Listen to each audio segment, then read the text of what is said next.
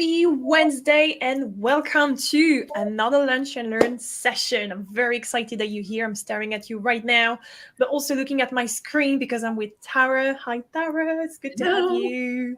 This is exciting. Okay, so for anyone who I've never had a chance to meet before who's watching this, my name is Anaïs. I'm a career strategist and my passion is to empower women to build a career they're happy with.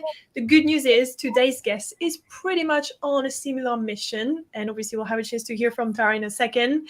If you want to make the most out of this time together, make sure that you've got whatever food you need. I'm French. I know the importance of the lunch part of this lunch and learn session. Ask any questions that you want. I'll make sure that I'll keep an eye on the chats as I'm speaking. I'm setting up, so I'm ready to hear any question that you might have so we can answer those. And obviously, make sure that you're comfortable and ready to enjoy the next 30 minutes that we've got with Tara. Thank you, Tara, for being here. Yeah, I'm really, really happy to be here. Thanks for having me. This is very exciting. Would you be able to share a bit more about yourself? Absolutely. So as Anaïs has alluded to, we're on a very similar mission. So my name is Tara Brevitt, and I am a leadership and lifestyle coach.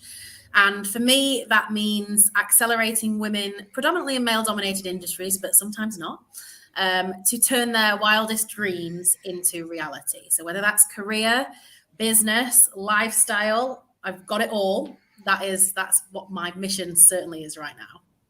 I love it. And I mean, it's fair to say that, first of all, I resonate with your mission, but also who you are as a coach, as a person, is someone who is straight to the point, who has an amazing amount of energy. For anyone, by the way, who doesn't know Tara, you need to watch, was it today's post where you were just like in the shower or like out of the, oh my God, you just made my day. So yeah, for anyone who needs a boost of energy, like Tara is the place where you need to hang out on LinkedIn for very, very interesting posts. Yeah, I am mixing it up today. I brought a little bit of Instagram over to LinkedIn of me dancing around in a towel. So, if that's your thing. There we go. I mean, this is all about today's session, confidence and clarity. And definitely the dancing out of the shower brought that confidence side of things. So well done on that. So for anyone who is listening, watching this, I think the first question that I'm keen to ask on their behalf, because I know, for example, I spoke with a client, she said, I can't make it, but please, can you ask Tara, what does it is to actually bring confidence and clarity together? Like, what's the link between those two? So I know it's a big question to unpack, but I guess it's the first thing I wanted to ask you. So the answer is the two, like you have to have the two together. One without the other is, like a chocolate teapot, if you ask me. You need the two together. Clarity without confidence is like knowing the exact steps, knowing exactly what you want and the exact steps that you need to take to get what you want, but consistently talking yourself out of doing it because you don't have the confidence to do it. So you know exactly what you want, you know exactly how to get there, but you've not got the confidence to actually take action. So that's the first. And confidence without clarity looks like feeling constantly frustrated that you're not seeing or getting the right opportunities, even though you're showing up as a fucking rock star. You know what I'm like? Excuse your French. Excuse my French. Like showing up as an absolute rock star, yet the right things aren't coming up, the right roles aren't coming up, the right opportunities that match what you actually want aren't coming up. It's because you don't have the clarity on what you need and how to get there. So they absolutely come hand in hand, and you need both. That's so many follow-up questions from that. So first one that comes to mind is for anyone, and we can unpack the two, right? But for anyone who does have the clarity without the confidence, what would you say they need to do? Do something, take action. Like confidence comes with doing the action. So the first thing is figuring out what you're actually not confident in. Like, what is it that you're not confident in? Because it's specific. It's going to be a specific thing. It's not you as a whole person. And so figuring out that and then practicing it. Because, like, people think that becoming confident is a huge, big, like, whole human thing. Like, I am not a confident person. That is rubbish. That is not true. You are not confident in a specific element. And, like, figure out what that is, figure out what those elements are. And they're always going to be changing, right? Because one day you might be confident speaking in your team meeting, but you might not be confident speaking in a room full of 500 people. Then you speak, you practice, you do the meetings, you actually get a speaker slot, you're comfortable at doing 500. but you're still not confident at doing 10,000. So it's always in action. The confidence is always moving. You always need to practice. And that's it. Like, find out what you're not confident in. Do it as many times as you can. Start small. Like, I like this analogy of if you're going to write a book, right? You want to write a book, but who is confident to just bosh out a book straight away? Probably nobody. Start by writing a social post. Start by writing a memo, a blog. Practice it. Hone your skills. Then you become more confident. Eventually, you're confident enough to go write the book because you practice. I love it. I feel like definitely, like you said, confidence is a journey. So for anyone who's listening in and they feel like it's a switch that they can just turn on and off, it actually is not necessarily the case. Like you said, it might be like a particular area that you're not confident in that needs to be worked on. And so on that, I would say that the one advice that I always share with my clients also is, before taking any additional action or like surrounding yourself with a to-do list that you're setting yourself for failure because you just don't have the confidence to do so, look inward as to what are the things that you can do to work on that confidence, whether it's speaking with a friend, it's speaking with the two of us, for example, showing up to the live today, whatever it is that you need to do. Confidence is a journey, but you need to embark on that journey, and you don't have to feel like you've got to have it all covered to make some step forward. It's like the minute you take a mini step, it's like a video game. My analogy is like a video game. You crack a level and there is another one that awaits. New level, new devil is what I like to say. Every time you get to a new level, there will be a new devil. It never stops. So the minute you accept that and understand that it's going to be a continual process, and get excited about the process, the fact that you don't feel confident in something is an opportunity for you to grow and get better at something new. And so if you were confident at absolutely everything that you did all of the time, like, that's not a true thing either. People always say to me, oh my God, you're such a confident person. When I first started this whole business journey, I couldn't bear, Anais, the sound of my own voice. I was so unconfident to turn up on camera. I put it off. I couldn't even be, I had to send my husband out of the house if I filmed anything because I was so embarrassed. Like, what? I show up live all of the time now. I constantly gather my voice. I listen back to my own voice. I listen to my own stuff now. Like, nice. Practice. I just showed up every day. And now I'm confident to do it.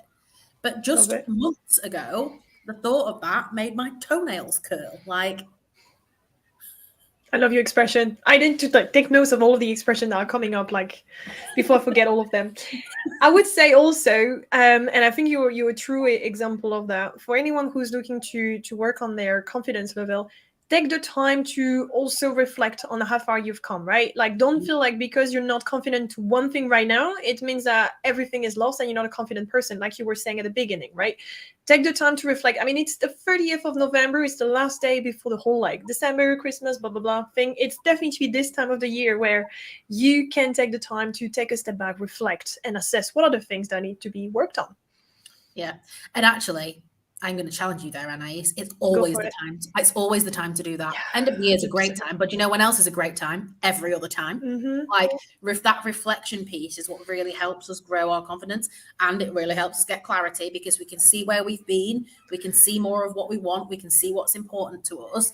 So if you can start to implement that reflection piece as part of your everyday life, then you're gonna, like, they're gonna grow. And another thing you mentioned here about, like, work on your confidence before you start thrashing out your to-do list or whatever. Like, work on the confidence, prioritize that, because it's all well and good having all of the ideas, but if you can't execute because you're procrastinating because you're lacking confidence, it's a waste of time planning them all out.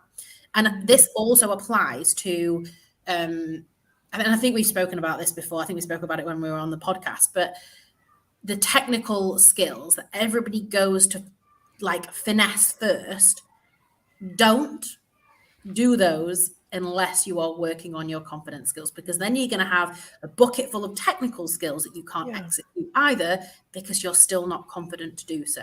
It's like putting another phrase for you, a square peg in a round hole, not pole, square peg, round hole, right? You've got an issue of confidence at work, of showing up. So you try and fix that by becoming more technically competent, which is an aspect of it, but it is not the whole picture. And you need to make sure that you're actually actively doing things like you would actively study to become more technically competent. How can you actively study, learn, improve your mindset to increase your confidence? I love it. That's perfect. So many, and I think there is definitely that tendency as well with women, not to do any generalities here. That's not the point. But I see it with so many of my clients that, you know what, I'm gonna do that certification first, or I'm gonna pass that diploma. You know, like just to make sure I've got that the title on the CV or whatever it is. And like you said, before doing that, do the same approach but working on your confidence level. I love it. Mm-hmm. I think we need to look at it on the other side. I know we've talked about having clarity without confidence. Let's look at it when it comes to having confidence without clarity. I love what you say, right? I like feeling frustrated and all of that. So can we unpack that? Like, what's your perspective for anyone who is struggling on the other side with that clarity, but with that confidence without the clarity, what they should do to work on that? Yeah, this is the piece where, like, you know, you're epic at what you do. You're not shying away from the opportunities. You're taking actions. You're doing all of the do. You're showing up and you feel confident. However, what it is that you want, you're not getting. That's because you haven't spent the time actually in depth creating a vision of what it is that you want. Right. So for me, the exercise here is to plan out in clarity what exactly it is that you want in detail. And not only what it is you want, why you want it. Reasons give our brain, they convince our brain to act. The more reasons we have, the more likely we are to act and do. But if you don't have clarity, if you're saying things like, you know, I want to progress, I want to get better, I want to get a promotion, I want more money, I want to change role. That's the worst. I want a better work-life balance. None of these things are specific. You are not going to get any of those things because you don't really know what they are. You're not being clear on what they are. So things like, I want the promotion from this level to this level. I want a role that challenges me and creates, you know, what is that role? It doesn't have to necessarily be the title because we might be flexible on that role, but I want a role that creates X, Y, Z. I want to work less than 40 hours a week. I want to, and this goes for life as well, not just career. Like, you know, I want to go to the gym 3 times a week. Not I want to be fitter. Like, what is get serious clarity around what it is that you want, and then how it's going to make you feel and why you really want that and if it's important to you. Love it. And I feel like from what you shared, it's almost like a 3-step process. First, you get that clarity, like you said. Oh, this is not chocolate tea, is it? No, to go back to your initial joke. Green tea. Nice. But yeah, first get that clarity as to what are the things that you want. Reflect on that. You know how much I love a reflection. And then second step, go back to that list and really feel like, have I pushed myself enough on that? Am I not too sort of like cautious on like the comfort zone side of things? Like really push it. And I'm literally staring at you right now. Like really think about what are the things that you really want to have delivered. That's step number 2. After you've done it the first time, you do it a second time. Is it big enough? Like, exactly. Is it big? Is the dream big enough? Or are you getting in your own way? Like, is it really big enough? 100%. You know, going back to the analogy we used earlier about like the video game and like new level, new devil, like, are you still playing on that same level with that same devil, or are you really challenging yourself to go for the additional level, I would say?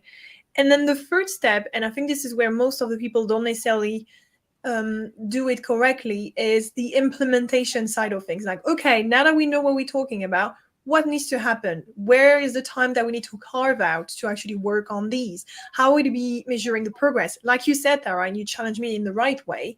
You can't just put it down on paper and then expect to turn up in like December 2023, but have I done it? Yes or no? Like, you need to make sure you've got a process. I mean, I know the two of us were really heavy on like process and systems, right? To support your growth, to support your success. So so what are the things that you need to put in place to actually make sure that you achieve that? And something that, you know, people, we often look at the how, but another thing that gets forgotten is the who. Who do you need to support you? Who do you need to surround yourself with? Who is going to get in your way? Because we need to be managing all of those things, right? Think about the key relationships that you need to foster to get to that place. It might look like sponsorship in your organization. It might look like mentorship. It might look like coaching. It might look like community. It might look like network. But who needs to help you? who might get in your way as well as the how. And then also, like, once you have that clarity of what it is you want, you can go through with a highlighter and put, like, highlight in a different color the things that you feel like you need to take action on to become more confident at. So if you've got certain elements of those, you know, you've mapped out exactly what it is that you want, got that really, really clear vision, then what is it that's like, what of you and your own personal confidence issues are going to get in the way of you achieving that? Because then you can clearly see what actions you need to put in place to fix those. Because like I said before, confidence isn't a generic thing we need to work on. It's a specific thing. It's the confidence in that specific area we need to work on, not just general fluffy, let's become more confident. And there are general things, but the power comes in when we do the actions around the specific thing we're lacking confidence on. Love it. And it's all about getting out of the comfort zone as well. But like the stretch zone, not like the panic zone, just like the stretch zone, the nice one. Yeah. Good. All right. I think you tell me your thoughts, but should we dive a little bit more into like tips that anyone can potentially implement? As mentioned, we've got a month left before the end of the year. Today's session is all about working on your confidence and your clarity. So anything on that topic that you'd like to share, Tara? Yeah, I think mapping out the first, like we said, the first thing is you need a method to work out what it is that you want.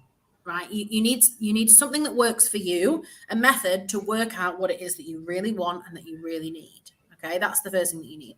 The second is you need to then map that out, like a roadmap of the how you're going to get there.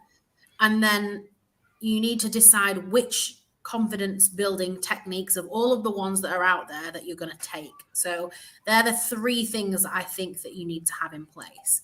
In terms of the first one, in terms of a method of working out what it is that you want, the first thing you need is time. You need to set some time aside. This is an important activity, right? You need to place importance on what this is going to create for you and actually spend some time getting into detail in it. Yeah. So really, I always like to say this, like create a little retreat for yourself.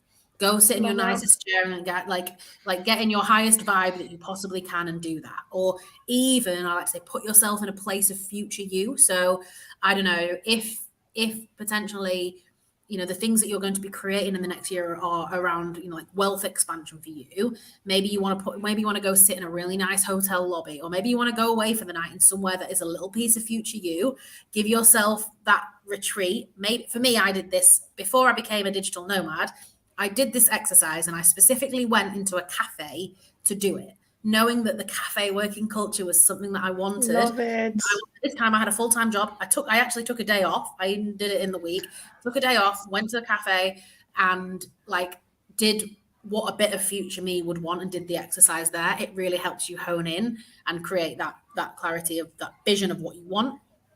Be absolutely as specific as you can in all of the areas that you can.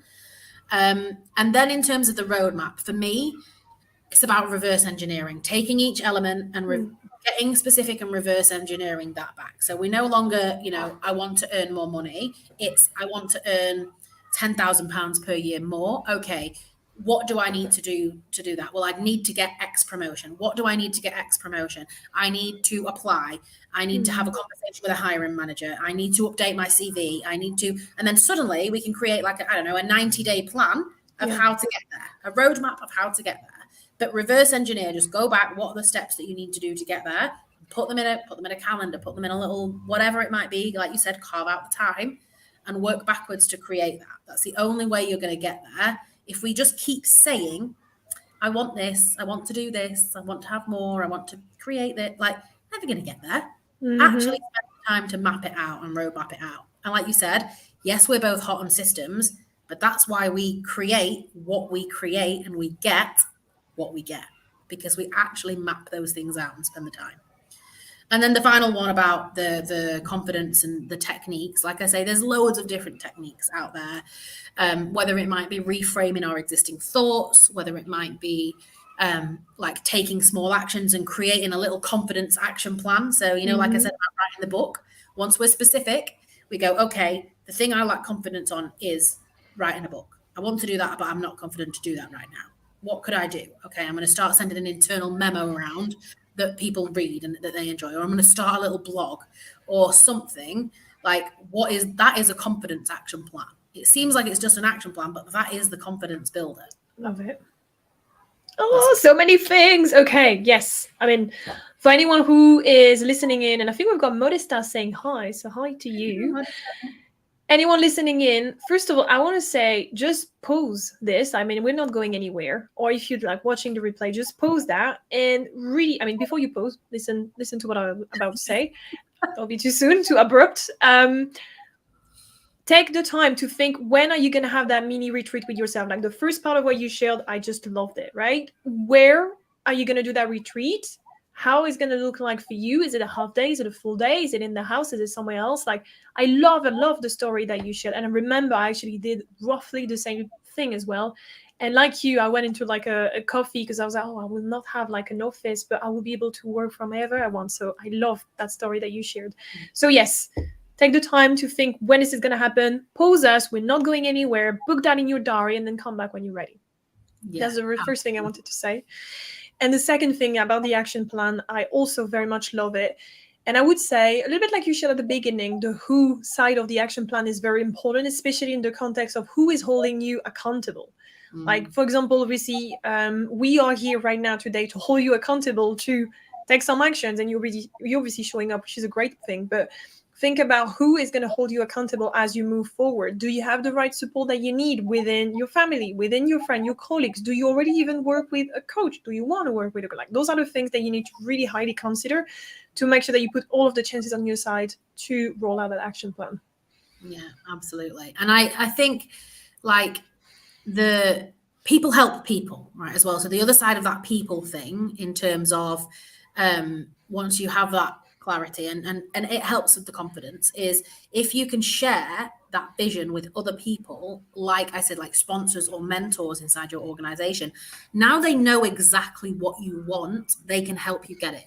If you don't have clarity, you are constantly communicating something that somebody else cannot help you with because it is not clear to them what it is you want. Like, somebody can't help you get more money. Like, they can help you. Like, if you tell them what you have and what you want, they can help you with that. Mm-hmm. Like, you have to be extremely specific. If they turned up and gave you a penny more, they have adhered to exactly what you've asked for, right? You've asked for more. That is 1 penny more. So think of it like that. Like, what could you get? Like, if it's just fluffy, what could you end up with? You want to be really specific. But with people, people help people. So if you can share your vision and share that clarity with people, then you're much more likely to get the support that you need within your organization as well, to whether it's, like I say, whatever the step you want to take, whether it's to pivot, whether it's to get a promotion, whether it's to move, whatever that might be.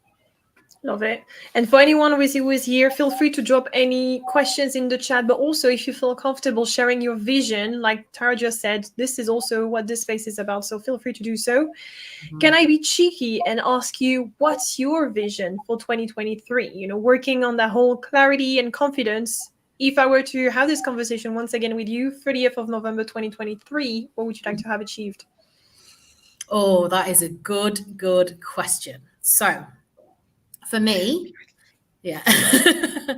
So for me, I have clarity on things like, for those of you who don't know, I'm currently a digital nomad. So I'm kind of traveling all around the world. It's why I set this business up, was because freedom was extremely important to me. Location freedom, financial freedom, those types of things. So I've mapped out exactly where it is I want to go. So next year, we just mentioned before we came on here, I'm going to be in the UK. So we're going to see each other for real life.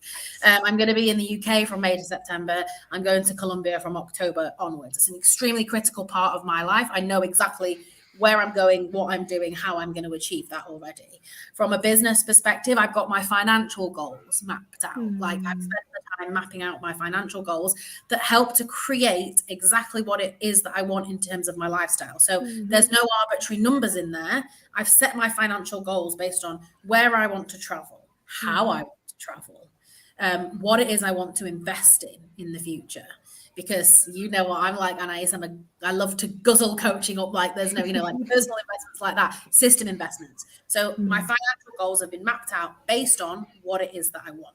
So I've done that. And then the third thing, and like this is, that aligned to if we're watching this for business growth or career growth, I have identified exactly who it is that I want to be helping, how many people I want to be helping, what kind of, like what kind of people they are and where they're at now and where I want them to be as well.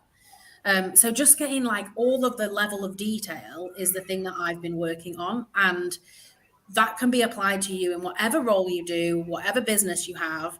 Like just mapping out where it is you want to be is going to be super powerful. Amazing. Love it. So inspiring. Good. We've got a few minutes left. So is there any final tips that you want to share? Any final things that you think is worth for anyone listening and keeping in mind? I think just do, I know we say this all the time, but just do something. Please just do something. Please do not sit on this is the harsh truth. The bluntness is going to come out nowadays. Don't sit on this and have wasted 30 minutes of your time by just listening and not taking action. Whilst, yes, it's lovely to sit and listen to us because obviously we're full of fun things. If you walk away from this and do nothing, why have you sat here for the last 30 minutes? Like, that sounds harsh, and I'm always this way. Don't waste your time listening and not doing. That is what destroys your confidence. Actually, this is a point I can't believe I haven't said it. So every time you say you're going to do something and you don't do it, you break a bond that you make with yourself, a trust bond, and you lose confidence. And the example I always say is, when you have a friend that continually bail, like you invite them to lunch and they continually bail, eventually you know that you don't invite them anymore because you know that they're not going to turn up. It's exactly the same as what we do to ourselves. So we say we're going to do something, we don't do it, and then the next time we come to do it, in our heads already, that it's already saying, she's not going to do it, she's not going to do it. True. And it absolutely destroys your confidence to do things when you say you're going to do it and you don't do it. So my last piece of advice is do the things that you say you're going to do, because otherwise you are constantly making a dent in your self-confidence. Love it. I think you definitely have a point here. And I would say for anyone who's like, yeah, but I've already tapped into that relationship with myself way too far. I feel like I can't, overcome. And I feel like I'm just setting up myself for failure after again and again and again and again. Sorry, I can't speak anymore. It's lunchtime. I would say just do commit to one thing that you can do on a daily basis. Like start with one thing, just one, right? Like for example, it could be, okay, I've watched the replay or I've watched the live. I've listened to Tara and Anais. I heard what Tara has to say. She kicked my butt big time. I'm doing that one thing as a result. Amazing. Okay. Start with that. That's already a very good place to start. And before you know it, you're going to start to build again that bond, that relationship, and you'll be able to move on to 3. Like you don't see it, but right now on my desk, I've got my top 3 things per day. It's manic nowadays. Everything is running at 100 miles an hour. I think, Tara, you're very busy as well. But I'm still committing to 3 things I'm doing per day. And they are mini things. They're not big things. But at least I'm still building on that confidence, that bond I have with myself. So I love that piece that you just shared.